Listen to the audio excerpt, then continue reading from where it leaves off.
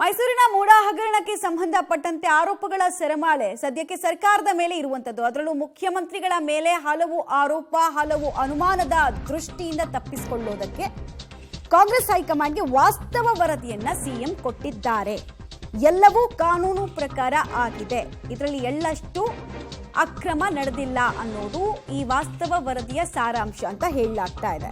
ನಮ್ಮ ಭೂ ಪರಿಹಾರದಲ್ಲಿ ಯಾವುದೇ ಲೋಪ ಆಗಿಲ್ಲ ಅಂತ ರಿಪೋರ್ಟ್ ಅನ್ನ ಹೈಕಮಾಂಡ್ಗೆ ಕೊಡಲಾಗಿದೆ. ಸಿಎಂ ವಿರುದ್ಧ ಈಗಾಗಲೇ ವಿಪಕ್ಷಗಳು ಮುಗಿಬಿದ್ದಿತ್ತು. ಸೆಷನ್ ನಲ್ಲೂ ಕೂಡ ಇದೇ ವಿಚಾರದ ಮೂಲಕ ಸರ್ಕಾರವನ್ನ ಕಟ್ಟಿ ಹಾಕೋದಕ್ಕೆ ಅಂತ ವಿಪಕ್ಷ ನಾಯಕರು ತಯಾರಿ ನಡೆಸ್ತಾ ಇರೋ ಬೆನ್ನಲ್ಲೇ ಹೈಕಮಾಂಡ್ಗೆ ಮೊದಲನೇದಾಗಿ ಆಂಟಿಸಿಪೇಟರಿ ಬೇಲನ್ನ ಮಾಡ್ಕೊಳ್ಳೋ ನಿಟ್ಟಿನಲ್ಲಿ ಈ ವರದಿಯನ್ನ ಕೊಟ್ರ ಮುಖ್ಯಮಂತ್ರಿ ಸಿದ್ದರಾಮಯ್ಯ ಅವರು ಅನ್ನೋದು ಪ್ರಶ್ನೆ. ಭೂಗಳ್ಳರು, ಈಗಿನ ಸರ್ಕಾರದಲ್ಲಿರುವಂತಹ ಬಹುತೇಕರು ಭೂಗಳ್ಳರು ಅನ್ನೋದು ಬಿಜೆಪಿಯ ಆರೋಪ ಆಗ್ತಾ ಇತ್ತು. ಮತ್ತು ಸಾರ್ವಜನಿಕ ವಲಯದಲ್ಲೂ ಕೂಡ ಅನೇಕ ಪಬ್ಲಿಕ್ ಡೊಮೈನ್ ನಲ್ಲಿ ಲಭ್ಯ ಇದ್ದಂತಹ ಡಾಕ್ಯುಮೆಂಟ್ಗಳನ್ನ ನೋಡಿದಾಗ ಅನೇಕ ಪ್ರಶ್ನೆಗಳಿದ್ವು.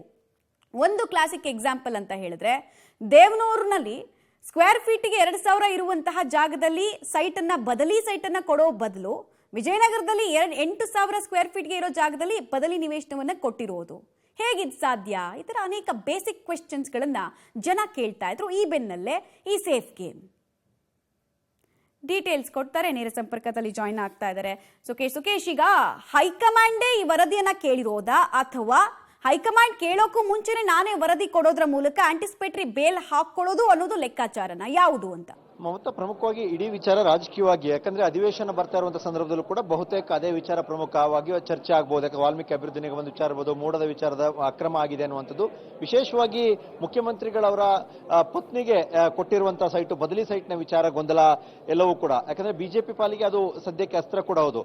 ಅದು ನಾಳೆ ದಿನ ಪಕ್ಷದಲ್ಲೂ ಕೂಡ ಸಿದ್ದರಾಮಯ್ಯ ಅವರ ನಡೆಯನ್ನ ಪ್ರಶ್ನಿಸುವ ರೀತಿಯಲ್ಲಿ, ಪ್ರಶ್ನಾರ್ಹವಾದ ರೀತಿಯಲ್ಲಿ ಇರಬಾರ್ದು ಅನ್ನುವ ಕಾರಣಕ್ಕಾಗಿ ಒಂದಷ್ಟು ಮಾಹಿತಿಯನ್ನು ಒಳಗೊಂಡಂತ ವರದಿಯನ್ನ ಹೈಕಮಾಂಡ್ಗೆ ತಲುಪಿಸಿದ್ದಾರೆ ಅನ್ನುವಂಥದ್ದು. ಅಂದ್ರೆ ಏನಾಯಿತು ಅಥವಾ ವಾಸ್ತವ ಏನು, ದಾಖಲಾತಿ ಪ್ರಕಾರ ಇರುವಂತಹ ವಾಸ್ತವ ಏನು, ಯಾವ ಕಾರಣಕ್ಕಾಗಿ ರಾಜಕೀಯವಾಗಿ ಅದು ಮುನ್ನೆಲೆಗೆ ಬರ್ತಾ ಇದೆ ಮತ್ತು ಚರ್ಚೆ ನಡೀತಾ ಇದೆ, ಈ ಒಂದು ಮಾಹಿತಿಯನ್ನು ಒಳಗೊಂಡಂತ ಒಂದು ವರದಿಯನ್ನ ಸಿಎಂ ಹೈಕಮಾಂಡ್ಗೆ ತಲುಪಿಸಿದ್ದಾರೆ ಅನ್ನುವಂಥದ್ದು. ಅಂದ್ರೆ ಹೈಕಮಾಂಡ್ ಸಹಜವಾಗಿ ವರದಿಯನ್ನ ಕೊಡಿ ಅಂತ ಕೇಳೋದಕ್ಕಿಂತ ಏನದು ವಿಚಾರ ಅನ್ನುವಂಥದ್ದು ಸಹಜವಾಗಿ ಕೇಳಿರ್ತಾರೆ. ಮುಖ್ಯಮಂತ್ರಿಗಳ ವಿರುದ್ಧ ಮಾಡಿರುವಂತಹ ಅಥವಾ ಮಾಡ್ತಾ ಇರುವಂತಹ ಆರೋಪ ಮತ್ತು ಹೋರಾಟದ ಭಾಗವಾಗಿದ್ರಿಂದ ಏನು ಅನ್ನುವಂಥ ಮಾಹಿತಿಯನ್ನು ಕೇಳಿದ್ರಿಂದ ಇಡೀ ಎಪಿಸೋಡ್ನ ಸಂಪೂರ್ಣ ಮಾಹಿತಿ ಅಥವಾ ದಾಖಲಾತಿಯನ್ನು ಒಳಗೊಂಡಂತ ಒಂದು ವರದಿನ ಸಿಎಂ ತಲುಪಿಸುವ ಮೂಲಕ ಎಲ್ಲವೂ ಕೂಡ ಕಾನೂನುಬದ್ಧವಾಗಿ ನಡೆದಿದೆ ಅನ್ನುವಂಥದ್ದನ್ನ ಒಂದು ಕನ್ವಿನ್ಸ್ ಮಾಡುವಂತಹ ಪ್ರಯತ್ನವನ್ನ ಸಿಎಂ ಮಾಡದಂತೆ ಕಾಣಿಸ್ತಾ ಇದೆ. ಮಮತಾ, ರೈಟ್, ಧನ್ಯವಾದ ಸುಕೇಶ್ ತಮ್ಮ ಮಾಹಿತಿಗಾಗಿ. ಆರೋಪಿ ಸ್ಥಾನದಲ್ಲಿ ನಾನು ನಿಲ್ಲಲ್ಲ, ಕಾರಣ ನನ್ನದೇನು ತಪ್ಪಿಲ್ಲ ಅನ್ನೋದನ್ನ ಹೈಕಮಾಂಡ್ಗೆ ಮನವರಿಕೆ ಮಾಡಿಕೊಡೋ ನಿಟ್ಟಿನಲ್ಲಿ ಈ ಹೆಜ್ಜೆಯನ್ನ ಮುಖ್ಯಮಂತ್ರಿಗಳು ಇಟ್ಟಿರುವುದು ಬಹಳ ಸ್ಪಷ್ಟವಾಗಿ ಕಾಣಿಸ್ತಾ ಇದೆ.